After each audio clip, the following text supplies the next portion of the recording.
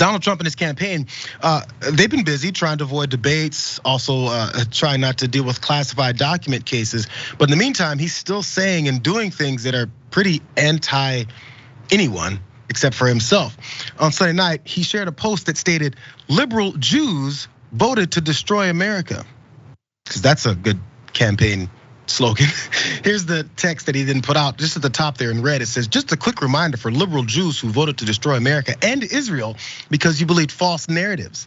Let's hope you learned from your mistake and make better choices moving forward. Happy New Year." So he lists a bunch of things in there. I'm gonna read the first two. It says, number one, Trump moves the American embassy from Tel Aviv to Jerusalem, which is Israel's true capital. No other president had the balls to do it.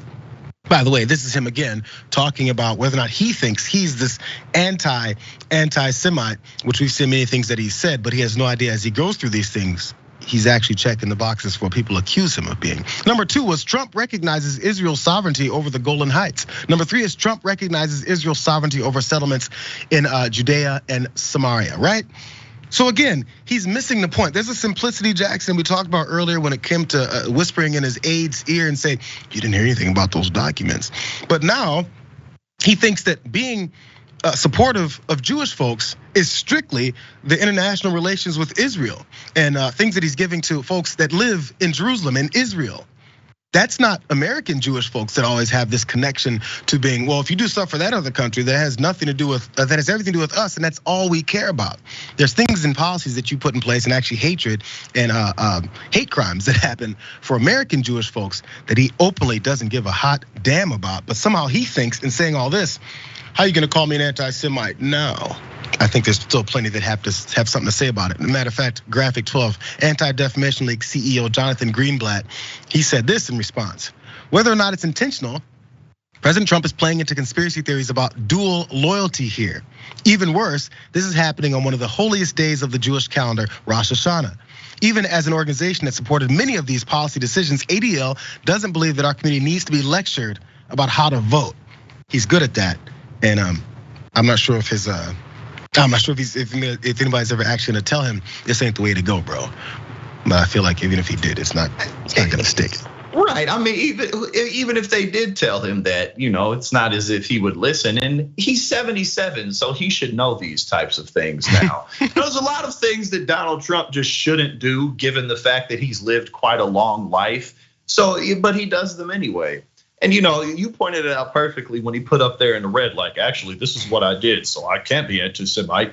Because when you read the text that he put down, the liberal Jews, like, it's just him being petty, like he's always is. Just him being petty and spiteful. Maybe there's some liberals who are Jews. So let me say this now. Oh, this is an opportunity for me to jump in because, at the same time, a lot of the right-wing base, they're pretty anti-Jewish. They don't really like the Jews. So maybe I can throw that in there a little bit. Like, he always manages to sprinkle a little bit of support everywhere that he needs it, while alienating everybody else, which is really one of his biggest challenges in growing the base that he needs. But I think that says more about Joe Biden for being so closely matched with a man like Donald Trump.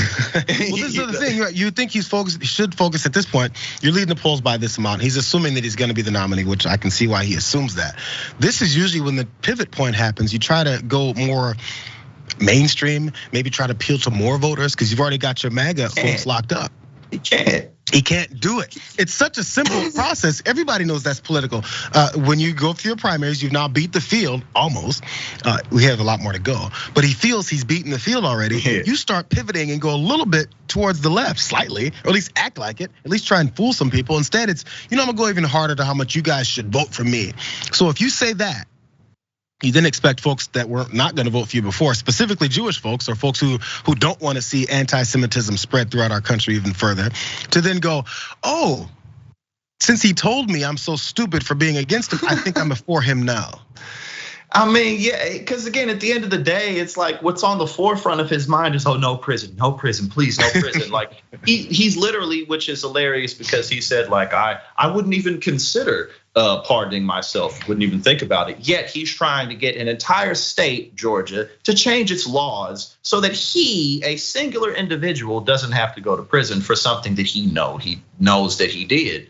You know what I'm saying? So like, That's even if he tries to go in the right direction, he's not going to be able to. One, because that's on the forefront of his mind and he's just a human. And two, because he's stupid. You know what I'm saying? Like, he's just dumb. And there's only so much that you can do with that. You feel me? So it's just, and I mean, you can hear it in my voice. We talk about him all the time. It's just like, there's nothing left to search for. He's just an idiot, but here we are. Maybe here we are. You said 77 years old. Drop the 70. He acts like he's 7. Let's keep it exactly. Thought process. What's the Bible verse 77 and says something like that? Oh, I don't know. Remember. You're the biblical scholar. It was something to do with that. It matched, but I can't remember. We'll find it. I'm sure everyone will find it. You guys, let me know if you guys know which Bible verse that we're talking about, which book and Bible 77 verse. In 7 years, something like that. But it was something like that. My parents would be very disappointed in me that I don't know what you're talking about, as I grew up in the church.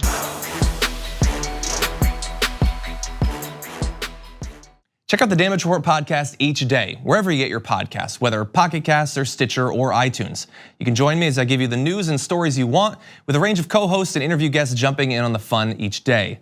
Again, that's the Damage Report, wherever you get your podcasts. And if you get them at iTunes, don't forget to rate and review. Sometimes I'll read them live on the show.